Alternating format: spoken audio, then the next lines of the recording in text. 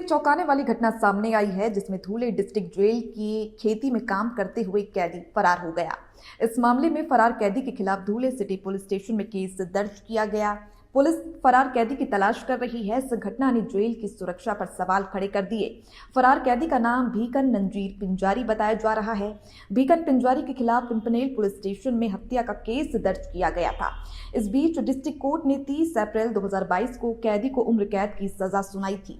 सजा के बाद आरोपी को डिस्ट्रिक्ट जेल में शिफ्ट किया गया। इस बीच 5 मार्च को दोपहर करीब 3:30 से 4 बजे के बीच भीकन पिंजारी नाम का ये कैदी जेल से खेत में काम करते हुए फरार हो गया। जेल अधिकारियों ने बताया कि इस मामले में ड्यूटी में लापरवाही बरतने के लिए सुरक्षा कर्मियों के खिलाफ कार्यवाही की गई।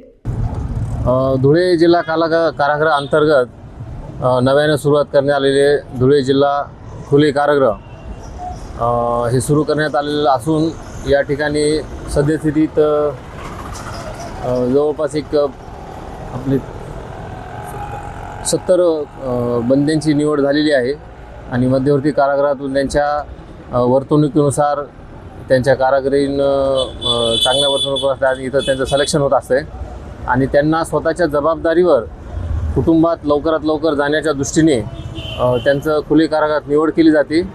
त्यानुसार जो काल पलायन केलेला बंदी आहे, बंदी क्रमांक 58 भीकन नजीर पिंजारी, यास देखील दैनंदिनीप्रमाणे आपल्या खुले कारागृहात जवळपास एक 15 ते 16 एकर जमीन आपली नदीबागला आहे आणि 6-7 एकर जमीन आपली बावडीबाग म्हणून असे 2 शेतीशेड आहेत।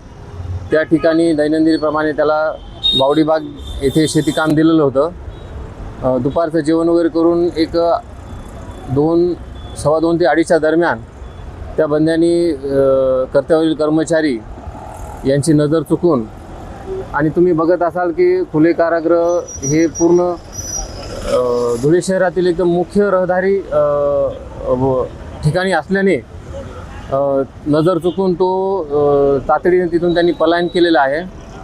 तर त्याबाबत आम्ही संबंधित पोलीस स्टेशन धुळे शहर पोलीस स्टेशन येथे BNS 262 अंतर्गत त्याच्यावर गुन्हा पण दाखल केलेला आहे।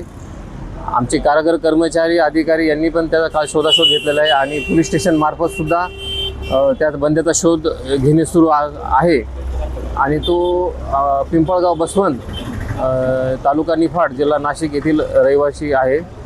तर त्याचा शोध घेणं चालू आहे आणि लवकरच बंदी शोधून सापडेल सुद्धा त्याचा शोध घेणं सुरू आहे। साहेब, मागे पण आपल्या इथे कारागृहामध्येच फाशी घेण्याची घटना घडली होती। तर अशा प्रश्नचिन्ह लिहिलं होतं की बुवा इथे प्रश्नचिन्हाने वचक आहे आणि आरोपी पळाला तो फाशी घेणं यावर प्रश्नचिन्ह लिहिलं होतं, याबद्दल काय सांगतो? महिलेने पण फाशी घेतली होती मागे आणि नाही, त्याबाबत नाही।